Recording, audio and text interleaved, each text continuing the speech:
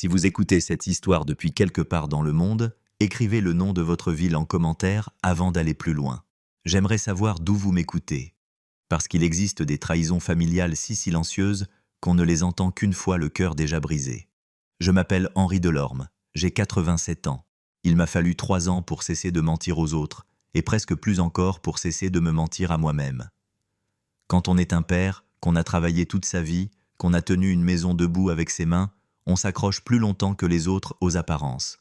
On appelle cela la dignité. La plupart du temps, ce n'est que de la peur. Pendant 3 ans, j'ai répété la même phrase. Étienne a le travail. Marianne a ses filles. Paul habite à Toulouse.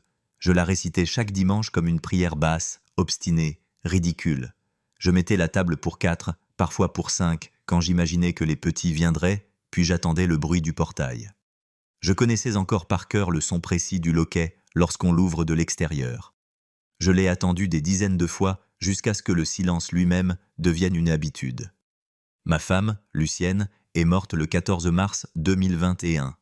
Un cancer qui avançait depuis des mois, peut-être depuis plus longtemps encore, mais qu'elle a apporté presque en cachette au début, avec cette pudeur têtue qui m'avait souvent agacé pendant notre vie commune et qui, après sa mort, a commencé à me paraître comme une forme de noblesse que je n'avais jamais su mériter. Elle ne se plaignait pas, elle observait, elle savait. C'est plus tard que j'ai compris qu'elle avait toujours su davantage que moi sur les êtres qui vivaient pourtant sous notre toit. Nous nous étions mariés en octobre 1968. En juillet 1971, j'ai acheté le terrain. À l'été 1971, pendant qu'elle attendait notre premier enfant, j'ai commencé à bâtir la maison. J'étais maçon. Je partais sur mes chantiers à l'aube, je revenais le soir, puis j'avançais sur notre maison jusqu'à la nuit. Les fondations, les murs, les seuils, la terrasse arrière, le puits condamné dans le jardin, tout cela porte encore ma main. Je croyais construire quelque chose de solide. Je croyais que la solidité suffisait à faire une famille. J'avais tort. Un mur tient parce qu'il est bien fait. Une famille tient parce que quelqu'un y fait circuler la chaleur. Ce quelqu'un, ce n'était pas moi. C'était Lucienne. Elle téléphonait à nos enfants avant même qu'ils n'appellent. Elle se souvenait des dates, des anniversaires, des rendez-vous, des inquiétudes. Elle demandait à Marianne comment elle tenait vraiment après son divorce. Elle devinait dans la voix d'Étienne quand ses dettes revenaient en l'étouffer. Elle savait que Paul se taisait toujours 2 jours avant de s'éloigner. Elle préparait le déjeuner du dimanche la veille, sortait la nappe blanche, vérifiait les fleurs au milieu de la table, ajustait les détails invisibles qui donnent à une maison l'air d'attendre quelqu'un. Moi, j'étais là. Je rapportais l'argent, je réparais les choses cassées, je portais les sacs, je tenais le portail, je découpais la viande. J'occupais la place du père. Je n'en habitais pas toute la vérité. Quand Lucienne est morte en mars 2021, ils sont venus, tous. Étienne, avec sa femme Sophie et leurs enfants. Marianne, avec ses 2 filles. Paul, qui vivait à Toulouse depuis plus de 15 ans. Pendant les semaines qui ont suivi, la maison a gardé un peu de bruit. Les pas dans l'entrée, les tasses qu'on lave, les manteaux qu'on laisse sur les chaises, les conversations étouffées dans la cuisine. Je me suis laissé tromper par cette présence. J'ai cru qu'elle durerait. Je n'ai pas compris que ce n'était pas une fidélité, seulement la longue traîne du deuil. L'année 2021 s'est finie avec encore quelques habitudes intactes. Étienne passait presque tous les dimanches. Marianne venait un samedi sur 2. Paul dormait parfois une nuit quand il descendait de Toulouse. Il réparait une prise, grattait une fenêtre, remettait une étagère droite. Quand il repartait, le silence revenait, mais il ne m'écrasait pas encore. J'étais dans la période où l'on croit que l'absence est provisoire, où l'on pense qu'il suffit d'attendre un peu pour que le centre se reforme. Puis 2022 est arrivé. Lentement, sans scène, sans rupture nette. C'est ainsi que les choses se détruisent le plus sûrement. Pas avec un grand fracas, mais avec une série de petites retraites qu'on excuse au lieu de les nommer. Étienne s'est mis à venir moins souvent, un dimanche sur 2, puis un dimanche sur 3. Lorsqu'il venait, il apportait toujours quelque chose. De l'huile, du café, des ampoules, une caisse d'eau minérale. Il déposait cela sur la table avec l'air d'un homme qui justifie sa visite par un service. Sophie parlait beaucoup, mais jamais de moi. Elle avait cette façon de regarder par-dessus mon épaule les poutres, les encadrements de portes, le jardin. À l'époque, je n'y ai pas prêté attention. Je pensais qu'elle regardait comme regardent les gens qui ne se sentent jamais vraiment chez eux. Marianne, elle, apportait presque toujours une tarte achetée à la boulangerie. Une tarte aux pommes, aux abricots, aux poires, selon la saison. Elle la posait sur la table avec un sourire appliqué, puis sortait son téléphone au bout d'une demi-heure pour dire qu'elle devait repartir tôt, que les filles avaient du travail, qu'elle avait encore du linge à faire, qu'elle devait passer à la pharmacie. Elle m'embrassait sur le front comme on bénit un malade qu'on n'a pas le temps d'accompagner jusqu'au soir. Paul restait le plus étrange. Il venait moins souvent parce qu'il habitait loin, mais quand il était là, il semblait encore appartenir à la maison. Il s'asseyait vraiment, il mangeait lentement. Il demandait où en était le figuier, s'il fallait refaire le crépi du mur nord, s'il me restait du bois sec pour l'hiver. Pourtant, même chez lui, quelque chose s'était déplacé. Il ne me regardait plus avec la familiarité tranquille d'un fils. Par moments, j'avais l'impression qu'il m'observait comme s'il attendait de comprendre quelque chose sans oser me poser la question. Je trouvais des excuses à tout cela. Elles étaient toutes exactes. C'est ce qui les rendait si efficaces. Étienne avait réellement des difficultés financières depuis 2022. Je le savais parce que Lucienne me l'aurait dit, jadis, et parce qu'une ou deux allusions échappées à table m'avaient suffi pour le deviner encore.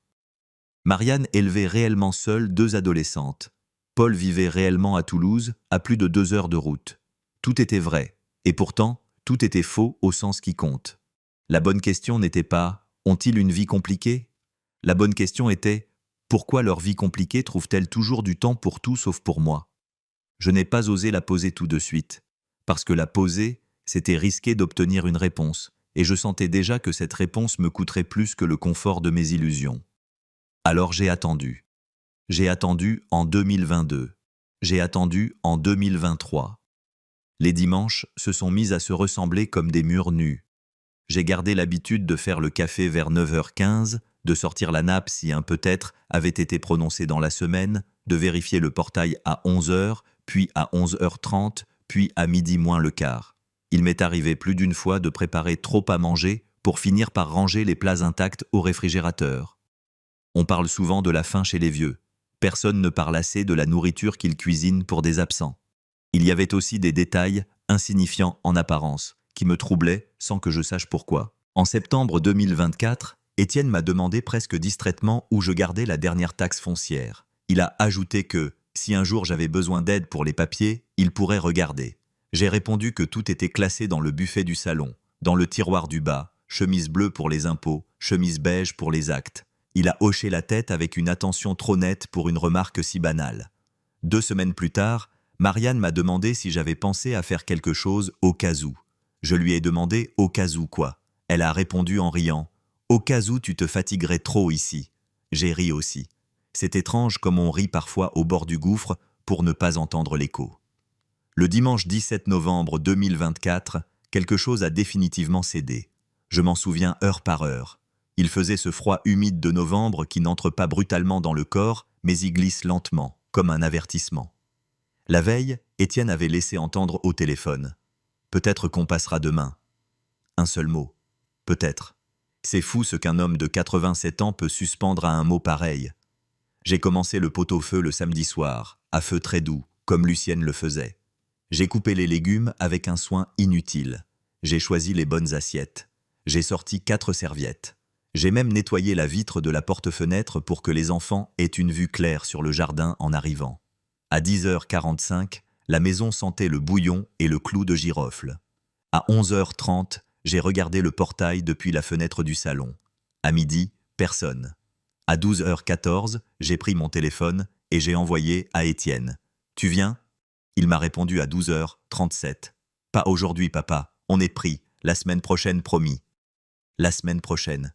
Je suis resté avec cette phrase dans la main, comme on reste avec une lettre de refus qu'on n'arrive pas à plier. Promis. Les gens qui promettent un pour plus tard quand ils ne veulent rien donner au présent ne comprennent pas la violence de ce mot-là. Ils croient offrir un report. Ils retirent en réalité toute date au désir de l'autre. À 15h10, j'ai retiré 3 assiettes. J'ai replié 3 serviettes. J'ai remis 3 chaises contre le mur. Puis j'ai mangé seul devant une table trop grande, dans une maison bâtie en 1971 pour accueillir la continuité d'une famille et qui n'abritait plus ce jour-là qu'un vieux corps, une odeur de viande cuite et le bruit d'une horloge.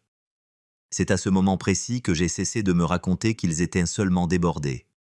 Quelque chose d'autre existait, quelque chose de plus froid. Je ne savais pas encore quoi, mais pour la première fois, je n'ai plus cherché à les défendre contre ma peine. J'ai commencé à regarder. Ce regard neuf m'a rendu des choses que j'avais refusé de voir. Les yeux de Sophie qui s'attardaient sur les poutres du salon, sur la taille du terrain, sur la dépendance au fond du jardin. Les questions répétées de Marianne sur mes papiers, ma fatigue, l'idée de vendre pour plus petit. La manière dont Étienne faisait parfois le tour de la maison avant d'entrer, comme s'il inspectait plus qu'il ne visitait. Même certains silences de Paul revenaient autrement dans ma mémoire. Non plus comme de la réserve, mais comme la gêne de quelqu'un qui sait sans parler.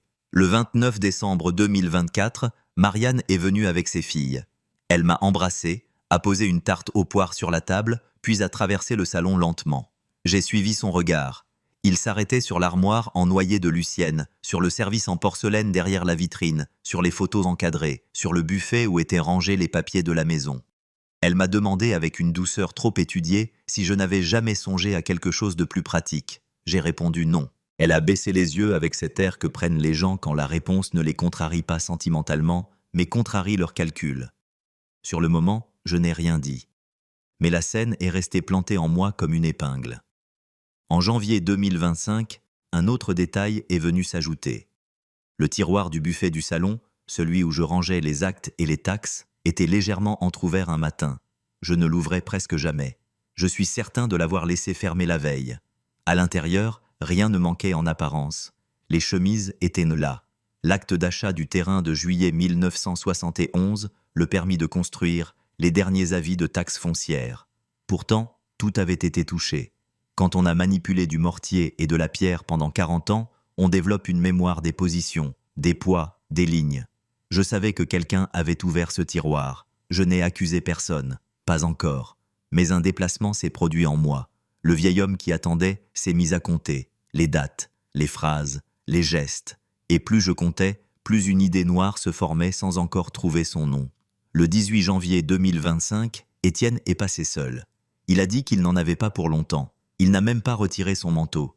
Il a bu un café debout dans la cuisine, puis il est allé jusqu'à la baie vitrée du salon pour regarder le jardin. Je l'ai vu mesurer du regard le mur du fond, l'accès latéral, le cabanon. Avant de partir, il a demandé « Tu as prévu quelque chose au moins pour si jamais il t'arrive un incident ?» J'ai répondu « Quel genre d'incident ?» Il a haussé les épaules. « Tu sais, à ton âge, il faut anticiper. » Anticiper. Ce mot est resté dans la maison après son départ. Il s'est accroché au mur, à la table, au rideau. Ce jour-là, j'ai compris que mes enfants ne s'éloignaient pas seulement de moi. Ils s'approchaient d'autre chose, d'une idée, d'un après. Je ne savais pas encore jusqu'où cela allait. Je ne savais pas encore que le plus atroce n'était pas leur absence, mais ce qu'ils étaient en train de préparer pendant cette absence. Et moi, dans cette maison que j'avais bâtie en 1971, au milieu des objets de Lucienne, entre les assiettes rangées pour des dimanches vides et les papiers qu'on commençait à toucher sans me le dire, je suis passé d'un état à un autre. Je n'étais plus un père qui attendait. J'étais un homme qui commençait à enquêter sur sa propre effacement. En février 2025, le froid était d'une sécheresse presque métallique. Le matin, lorsque j'ouvrais la porte arrière, l'air me coupait la poitrine comme une lame propre. Depuis le dimanche 17 novembre 2024, je ne regardais plus rien innocemment. C'est cela peut-être le pire dans les drames familiaux. Le moment où l'amour n'est pas encore mort, mais où la confiance, elle, a déjà commencé à se retirer. Tout ce qui vous entourait devient suspect, les mots, les cadeaux, les silences, même la douceur. Le 3 février 2025, mon voisin Gérard m'a arrêté devant le portail vers 9h20. Il portait sa veste de chasse, ses bottes pleines de terre, et cette franchise hésitante des gens qui sentent qu'ils vont dire quelque chose qu'ils ne devraient peut-être pas dire. Il m'a demandé si je vendais la maison. Je l'ai regardé sans comprendre. Quand j'ai répondu non, il a tout de suite regretté sa question. Il a précisé qu'il avait vu, quelques jours plus tôt, une voiture d'agence immobilière stationnée devant chez moi. Il pensait que c'était à ma demande. Puis il a ajouté « Ils ont regardé le terrain depuis le portail. J'ai cru que tu faisais estimer. » Je n'ai rien répondu tout de suite. J'ai senti une sorte de vide propre m'envahir, un vide plus tranchant que la colère. Une agence immobilière, devant chez moi, sans que j'en sache rien. Ce n'était plus l'ordre du soupçon. Ce n'était plus le regard qui glisse sur les meubles, la question posée d'un ton trop léger, le tiroir déplacé. Quelqu'un avait commencé à faire un geste concret vers la maison. Ma maison. La maison bâtie à l'été 1971, alors que Lucienne portait Étienne, et qu'aucun de nous n'imaginait que nos vieux jours sentiraient un jour la mise en vente avant même la mort. Je n'ai pas couru au téléphone. J'ai attendu 3 jours. À mon âge, on attend parfois non par faiblesse, mais parce qu'on connaît la valeur d'un geste irréversible. J'avais besoin que les choses se donnent elles-mêmes une forme plus nette. Je n'ai pas eu longtemps à attendre. Le 6 février 2025, à 10h18, le téléphone a sonné. Une étude notariale de Toulouse. La voix était polie, un peu trop lente, comme si l'homme de l'autre côté savait déjà qu'il marchait sur un terrain moralement glissant. Il souhaitait confirmer ma disponibilité pour un rendez-vous dans le cadre d'une réflexion patrimoniale et d'une éventuelle mesure de protection. J'ai gardé le silence quelques secondes. Il a cru que je n'entendais pas bien. Il a répété plus clairement. Mes enfants, Étienne Delorme et Marianne Delorme, avaient pris contact avec l'étude. Ils se disaient préoccupés par mon isolement, mon âge, mes capacités à gérer seul la maison et les démarches administratives. Ils souhaitaient se renseigner, disait-il, sur une possible mesure d'accompagnement. Et, si nécessaire plus tard, sur les conséquences d'une vente. Plus tard. Le mot a résonné exactement comme la semaine prochaine en novembre. La même manière de repousser la brutalité derrière une façade de patience. J'ai demandé, d'une voix que je reconnaissais à peine, si j'avais signé quoi que ce soit. Non. Si j'avais demandé une évaluation. Non. Si j'étais considéré comme incapable. Non, pas officiellement. Alors j'ai répondu, je suis vivant, je vis ici, je n'ai demandé ni tutelle ni vente. Je comprends très bien ce que vous me dites. L'homme s'est excusé avec ce tact administratif qui n'efface rien. Il m'a proposé de passer à l'étude si je souhaitais clarifier les choses. Clarifier. Voilà comment il nommait ma mise à l'écart. J'ai raccroché, puis je suis resté assis à la table de la cuisine pendant très longtemps. La bouilloire s'était arrêtée depuis plusieurs minutes. Le café refroidissait. La lumière de février découpait un rectangle pâle sur le carrelage. Il y a des instants où toute une vie revient en arrière non pour consoler, mais pour accuser. J'ai revu Lucienne debout devant l'évier, les manches retroussées, parlant au téléphone avec Marianne. J'ai revu Étienne enfant dans la poussière du chantier, en 1971, jouant avec un seau pendant que je montais le mur sud. J'ai revu Paul adolescent sur le vélo bleu, filant jusqu'au canal. Je les ai revus tous, et j'ai compris que ce que je croyais devoir attribuer à la fatigue du temps venait d'entrer dans une autre catégorie. Mes enfants ne me négligeaient plus seulement. Ils préparaient de ma disparition sous une forme respectable. Le lendemain, 7 février 2025, j'ai sorti tous les papiers de la maison. Acte d'achat du terrain signé le 12 juillet 1971. Permis de construire, taxe foncière, contrat d'assurance, relevé bancaire, les chemises bleu pâle, beige, verte. Tout était là, mais le simple fait de les manipuler me faisait sentir une violence nouvelle. D'autres mains que les miennes avaient commencé à penser ces documents sans moi. J'ai remis les papiers en ordre avec la précision d'un homme qui refait les joints d'un mur fissuré. Non pas parce qu'il croit encore sauver le mur, mais parce qu'il refuse qu'on dise plus tard qu'il l'a laissé s'effondrer sans lutter. Ce soir-là, j'ai appelé Paul. Sur les 3, c'était celui dont je savais le moins de choses et dont j'attendais encore, peut-être injustement, la dernière loyauté possible. Il a décroché rapidement. Je lui ai parlé du notaire, de la mesure de protection évoquée, de la vente. Au bout du fil, il ne m'a pas coupé. Il ne s'est pas exclamé. Il ne s'est pas indigné. Il s'est tu. Et ce silence-là a achevé quelque chose en moi. Parce que ce n'était pas le silence de la surprise. C'était celui de quelqu'un qui sait déjà. Finalement, il a dit « Je croyais que tu étais au courant ». Cette phrase m'a traversé plus violemment que l'appel du notaire. Parce qu'elle contenait 2 trahisons dans une seule. Celle des autres et la sienne. Il savait. Il n'avait rien dit. Peut-être n'avait-il pas lancé l'affaire. Peut-être n'avait-il pas contacté le notaire ni l'agence. Mais il avait assisté à tout cela en choisissant la place la plus confortable moralement, ni devant, ni contre, juste à côté. Les drames familiaux ne tiennent pas seulement par ceux qui organisent. Ils tiennent aussi par ceux qui laissent faire au nom de la fatigue, de la neutralité ou de la paix. Je lui ai demandé depuis quand. Il a répondu avec une prudence misérable. Les premières discussions dataient de décembre 2024. L'idée avait été évoquée plus franchement après Noël. Étienne disait qu'il fallait anticiper avant un accident. Marianne parlait d'éviter une catastrophe administrative. Sophie, elle, insistait surtout sur le fait que le marché immobilier restait bon dans la région et que le terrain de la maison, avec l'accès latéral, avait de la valeur. Jamais il ne parlait d'héritage. Les gens qui veulent se regarder encore dans un miroir évitent les mots qui salissent trop vite. Ils préfèrent ceux qui organisent, protègent, fluidifient. J'ai demandé à Paul s'il avait essayé de les arrêter. Il a répondu qu'il ne voulait pas se mêler de ça. Je me souviens d'avoir fermé les yeux en l'écoutant. Parce que cette phrase-là, je ne voulais pas me mêler de ça, résume toute la lâcheté moderne. Elle permet de garder les mains propres en laissant les autres salir le sol. Le 8 février 2025, j'ai dormi 2 heures à peine. J'ai passé le reste de la nuit dans la cuisine, face à la chaise vide de Lucienne. C'est là que la honte est entrée. Pas une honte qui excuse les autres. Une honte plus ancienne, plus profonde, plus froide. J'avais été un père de ma génération, présent physiquement, fiable financièrement, absent dans le langage des âmes. Je ne demandais pas vraiment, je ne disais pas vraiment. Je travaillais, je supportais, je me taisais.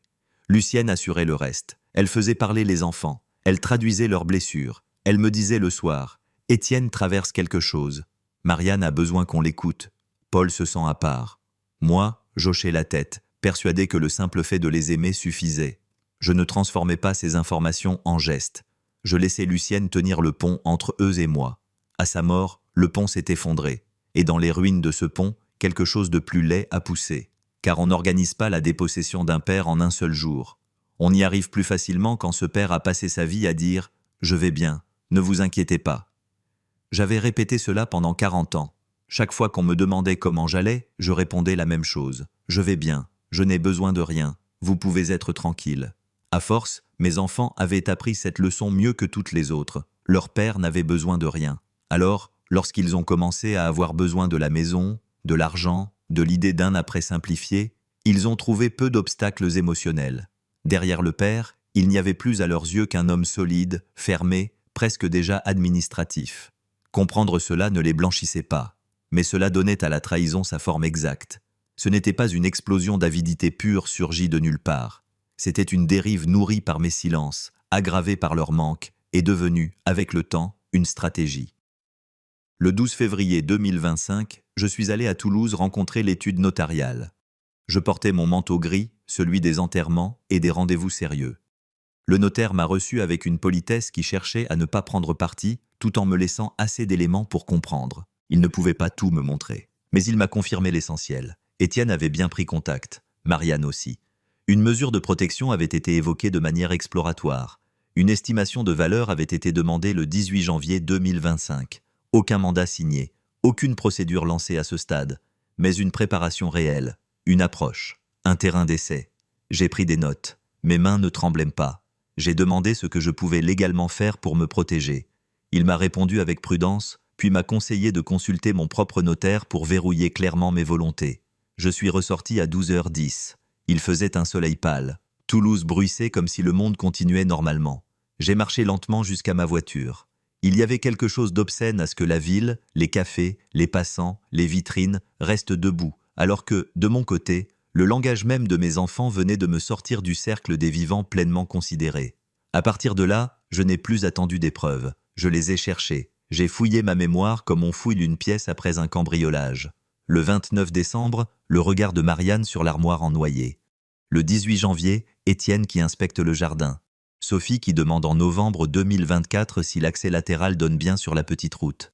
Un papier froissé retrouvé dans la corbeille du bureau, où figurait le nom d'une agence locale et, de la main de Sophie, cette note « Terrain divisible ». C'était minuscule, presque rien. Et pourtant cela contenait tout. Ma maison de 1971 n'était déjà plus, dans leur esprit, la maison de leurs parents. C'était une surface, un potentiel, un bien optimisable. Ce fut sans doute le moment le plus noir. Pas celui où j'ai compris qu'ils voulaient en vendre. Celui où j'ai compris qu'ils avaient déjà cessé d'appeler cette maison chez papa, dans leur tête. Elle était devenue le bien. Une expression qu'on n'emploie jamais à voix haute tant que le père respire encore, mais qu'on se répète intérieurement jusqu'à ce que la culpabilité se dissolve. Le 19 février 2025, j'ai vu mon propre notaire. Je lui ai exposé tout. Il m'a écouté, m'a posé des questions, a vérifié ma lucidité d'une manière presque discrète, puis nous avons commencé à mettre les choses en place. Clause de protection, directive, écrit clair. Je voulais que tout soit net, irrévocable, documenté.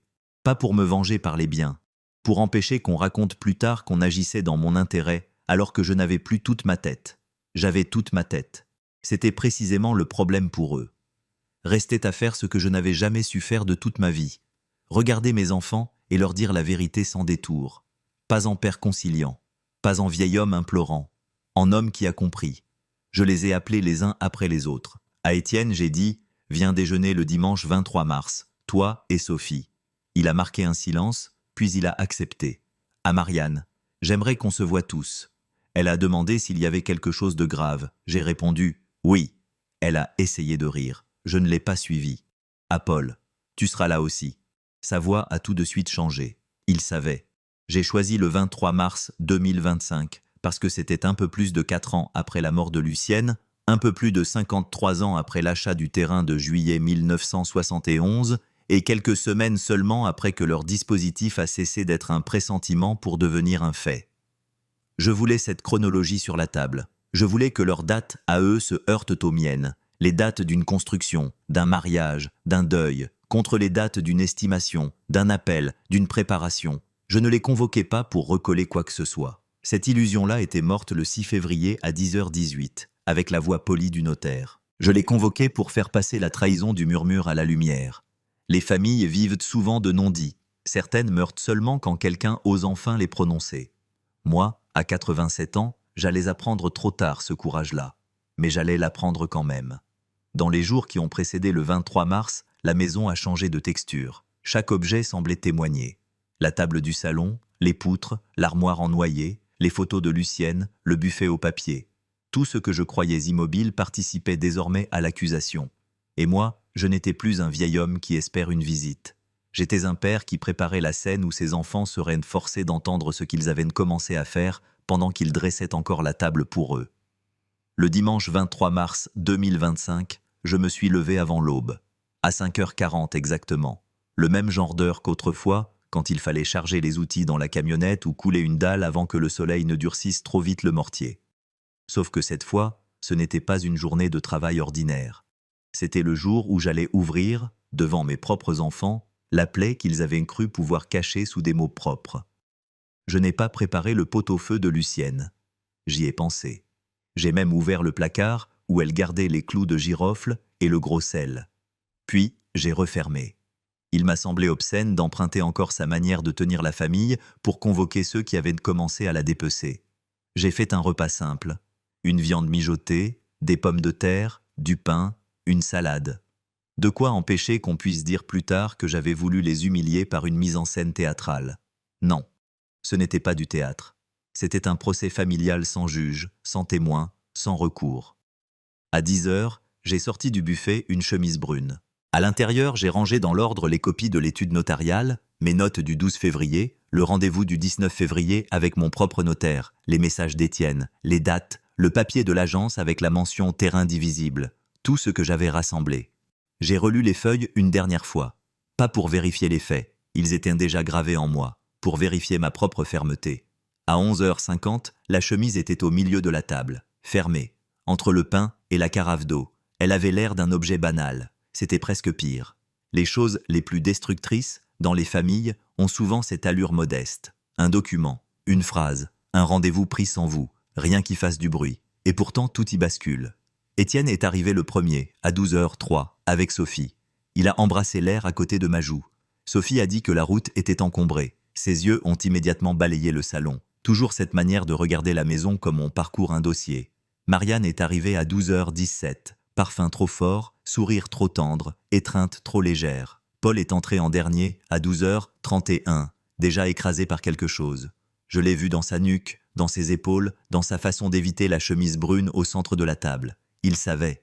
Peut-être ne savait-il pas tout ce que je savais, mais il savait assez pour avoir peur. Nous nous sommes assis. Pendant quelques minutes, nous avons joué la scène que jouent les familles avant l'effondrement. La pluie du matin, les études des filles de Marianne, le prix de l'essence, mon genou qui me faisait souffrir quand le temps changeait. Étienne coupait son pain en petits morceaux sans manger vraiment.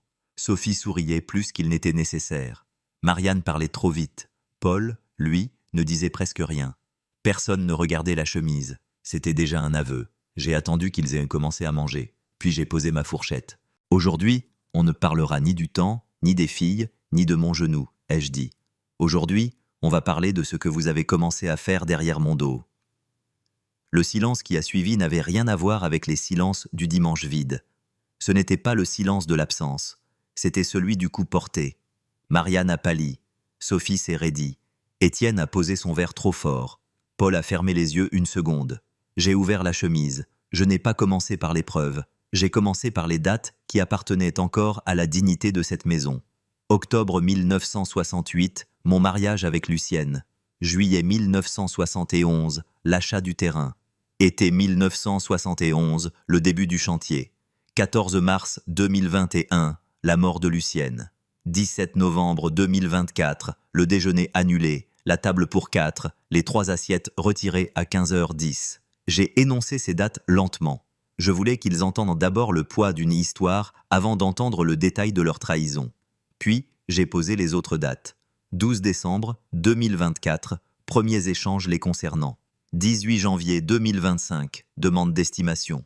3 février 2025, voiture d'agence devant le portail. 6 février 2025, appel de l'étude notariale à 10h18. 12 février 2025, mon rendez-vous à Toulouse. 19 février 2025, les dispositions que j'ai prises pour protéger clairement mes volontés. À mesure que je parlais, quelque chose se défaisait sur leur visage. L'assurance prudente d'Étienne, la douceur fabriquée de Marianne, le professionnalisme glacé de Sophie. Même Paul, qui n'était pas l'instigateur principal, perdait peu à peu l'abri de son silence. J'ai sorti la première copie et je l'ai posée devant eux. Vous avez parlé de mesures de protection, ai-je dit. Vous avez parlé de vente, vous avez parlé de moi comme d'un homme qu'il fallait gérer avant qu'il soit trop tard. Trop tard pourquoi? Pour moi ou pour vos calculs? Étienne a été le premier à réagir. Comme beaucoup de coupables surpris, il a choisi l'indignation. Il a dit qu'il s'inquiétait pour moi, qu'il voulait anticiper, qu'à mon âge, il fallait prévoir parce qu'un incident pouvait arriver. J'ai laissé sa phrase se terminer. Puis j'ai demandé « Me protéger de quoi?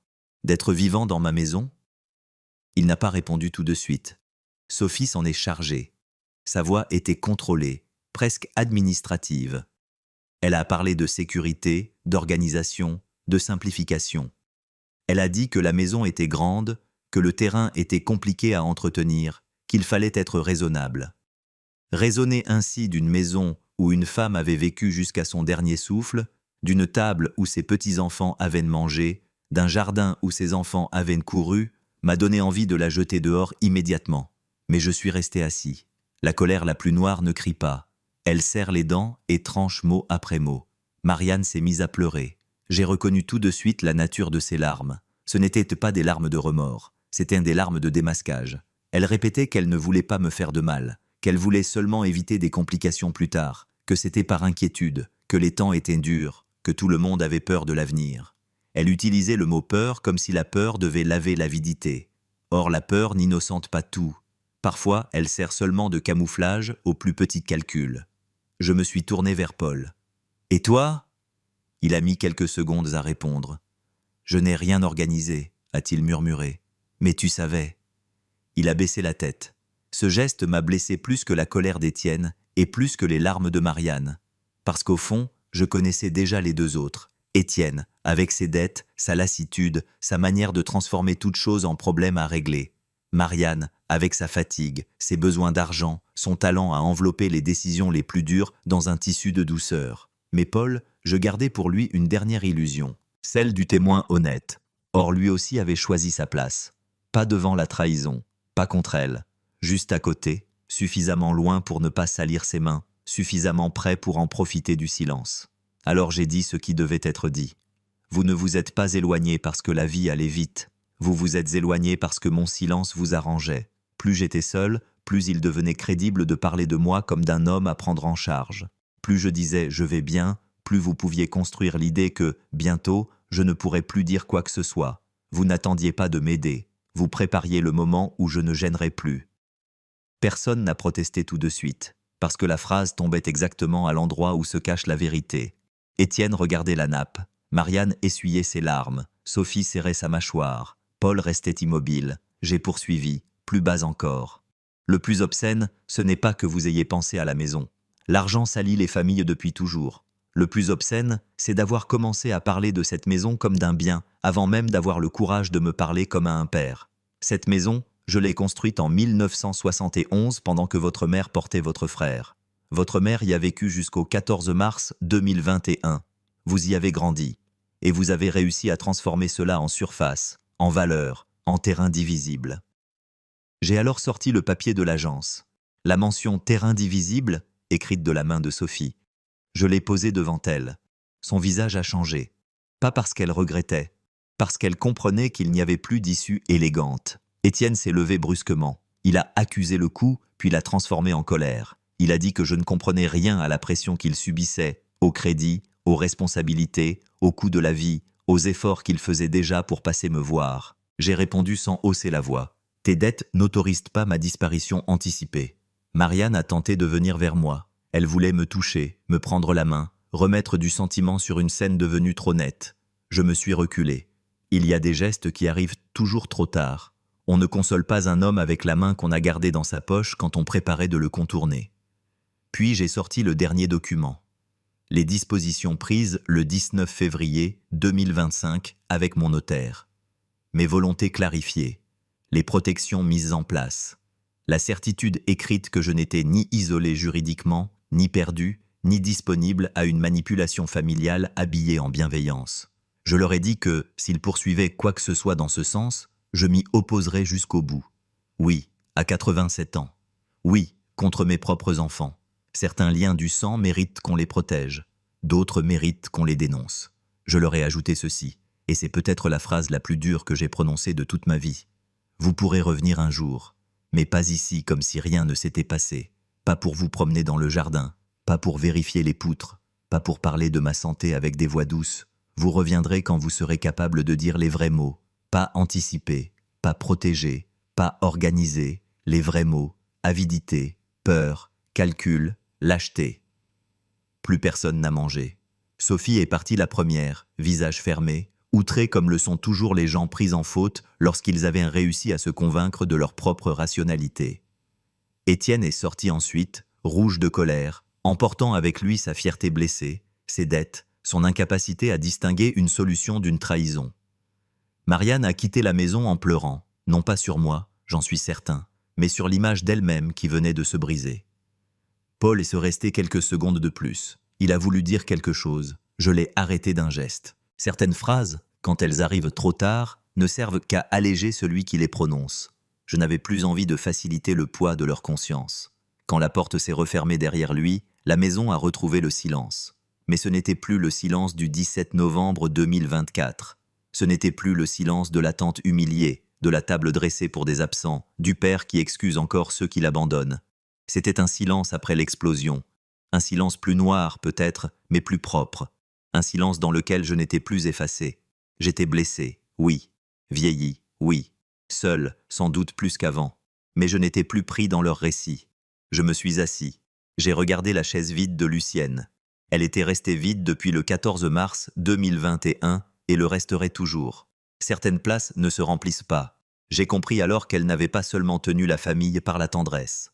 Elle avait aussi tenu à distance ce que les familles produisent de pire quand le centre s'effondre, les rivalités, les calculs, les peurs basses, les appétits qui attendent le bon moment pour se déguiser en prévoyance. Je ne me fais pas d'illusions. Les drames familiaux ne se terminent pas parce qu'on dit enfin la vérité. Dire la vérité ne répare pas. Cela arrête seulement la comédie. Mes enfants sont repartis ce jour-là non pas transformés, mais démasqués. Et moi, à 87 ans, j'ai cessé d'être le vieux père qui attend qu'on devine sa douleur. Je suis devenu l'homme qui refuse qu'on administre sa disparition pendant qu'il respire encore. Depuis, je vis toujours dans la maison de 1971. Le figuier tient encore. Le mur nord aura bientôt besoin d'être repris. Le buffet du salon reste fermé. Je prépare moins de nourriture. Je ne mets plus la table pour 4 sur la foi d'un peut-être. Je n'offre plus à l'absence le luxe de mes excuses. S'ils reviennent un jour, ils devront d'abord traverser ce qu'ils ont fait. Pas le contourner. Le traverser. Mes enfants ne venaient plus. J'ai cru longtemps que c'était l'usure de la vie, l'éloignement, les obligations. La vérité était plus sombre. Ils ne s'étaient pas simplement habitués à mon absence. Ils avaient commencé à préparer mon après, à me transformer doucement en dossier, en problème, en patrimoine. Ils ne m'avaient pas enterré. Ils m'avaient administrativement anticipé. Et cela, je l'ai compris à temps. Tard pour mon cœur, mais à temps pour leur arracher le masque. Abonnez-vous si cette histoire vous a serré la gorge. Et dites-moi en commentaire depuis quelle ville vous m'écoutez. Surtout, laissez votre théorie. Lucienne avait-elle vu venir cette trahison avant de mourir? Paul était-il complice? Ou seulement lâche? Je lirai vos hypothèses.